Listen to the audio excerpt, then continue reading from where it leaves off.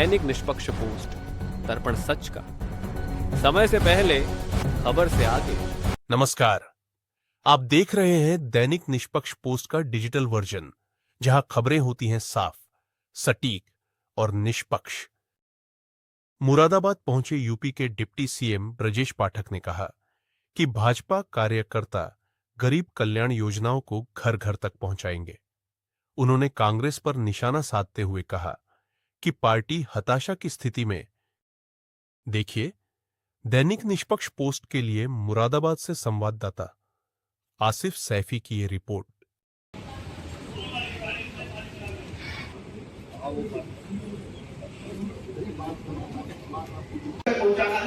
दूसरी बात पर आता हूं कि इस समय हमारे सामने चुनौतियां क्या हैं।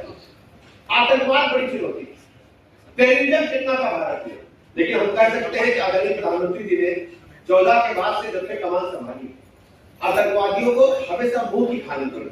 आप सोचिए जब पुलवामा में अटैक हुआ तो पहले अटैक होता था क्या होता था, आप याद करो मुंबई में अटैक हुआ तो कांग्रेस की सरकार थी, तो कसाब ने 3 बरस बिरयानी खाई थी बैठ करके इंडिया में।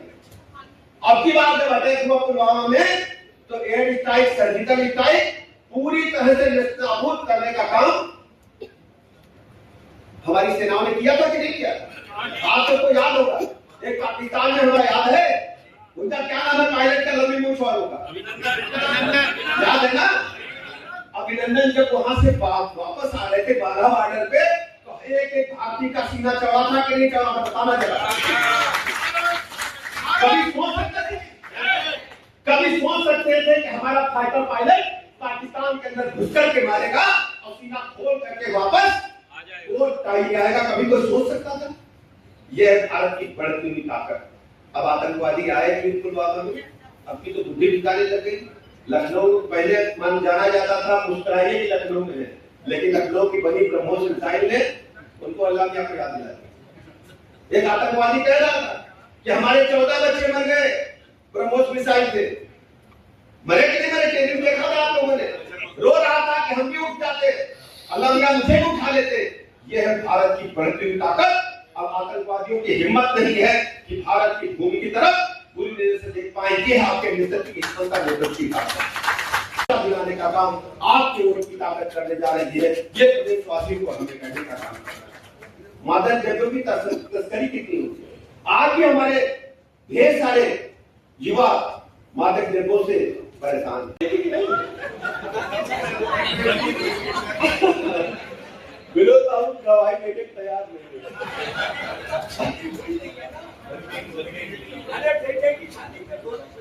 मीडिया में भी बचती, अब तो बेटा बेटी बराबर हो गए।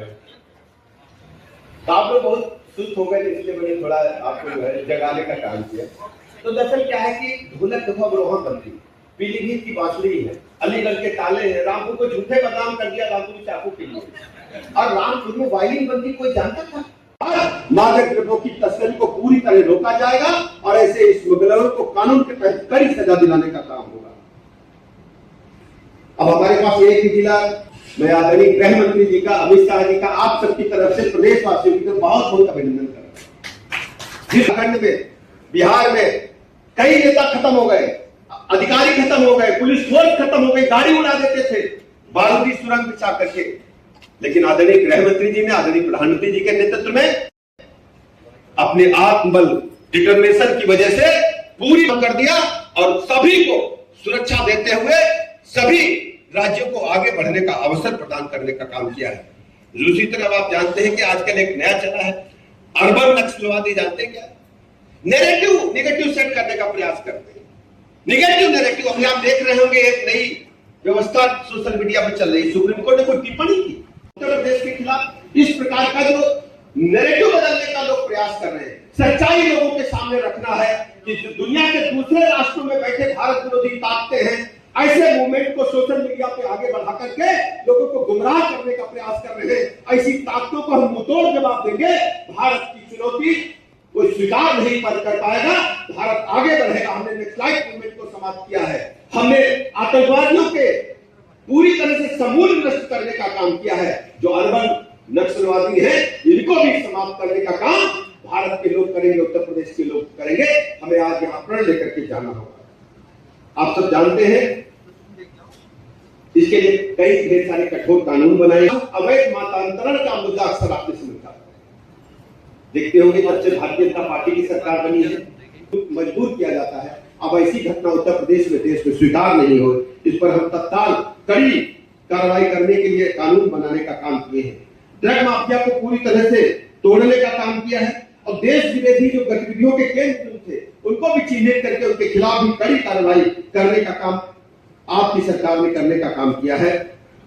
सबसे बड़ी चुनौती हमारे सामने थी, अपने जो हमारे प्रोडक्ट है उनको हम स्वीकार करें।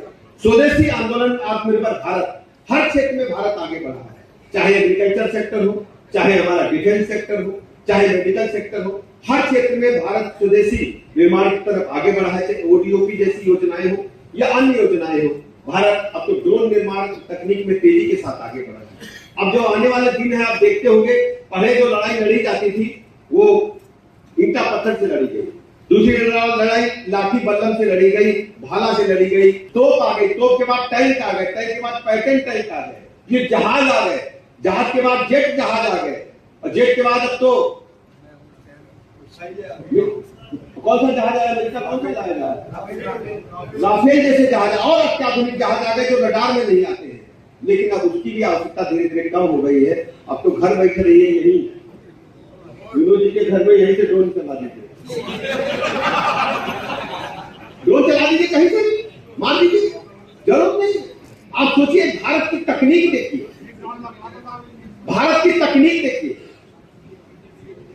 जब हम वेद पुराण के समय थे, राजा दशरथ ने श्रवण कुमार को धोखे से जो बाण चलाया था, उस बाण का नाम क्या था? शब्दभेदी बाण था। उन्होंने शब्दभेद मारा था ना। अब सोचिए गाइडेड मिसाइल क्या है, वही तो है। हमारे पास तकनीक तब भी थी। भारत की प्राचीन संस्कृति आज भी हमारे लिए प्रेरणा का केंद्र है। जिला अस्पताल का निरीक्षण किया है और सभी रोगी सुविधाओं को बेहतर बनाने के निर्देश दिए हैं। हमने रोगियों से भी बात की है, सुविधादारों से भी बात किया है। अस्पताल के मेंटेनेंस को और बेहतर बनाया जाए, जो स्क्रैप है उसे तत्काल निस्तारित किया जाए। जो एम्बुलेंसेज कबाड़ हो चुकी हैं, निष्क्रिय हैं, उनको स्क्रैप करके हटा दिया जाए और मरीजों को जो भी आवश्यकता हो उसे तत्काल पूरा करें और हीट वेव को ध्यान में रखते हुए बेड आरक्षित पूरे जिले में किए जाएं और मरीजों को तत्काल चिकित्सीय सुविधा उपलब्ध कराई जाए और पूरे जनपद के नागरिकों को एक जिलाधिकारी महोदय के माध्यम से, मुख्य चिकित्सा अधिकारी के माध्यम से एक एडवाइजरी भी जारी की जाए कि हीट वेव को देखते हुए बहुत आवश्यक है तभी धूप में निकलते हैं तो सर को ढक करके रखें, पानी लगातार पिएं और यदि कोई चिकित्सीय आवश्यकता है तत्काल हमारे सरकारी अस्पताल में पहुंच करके चिकित्सीय सुविधा का लाभ उठाएं।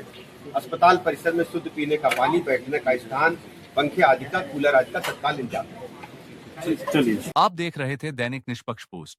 ऐसे ही खास इंटरव्यू और रिपोर्ट्स के साथ फिर मिलेंगे। कृपया लाइक, सब्सक्राइब और शेयर करना न भूलें। धन्यवाद।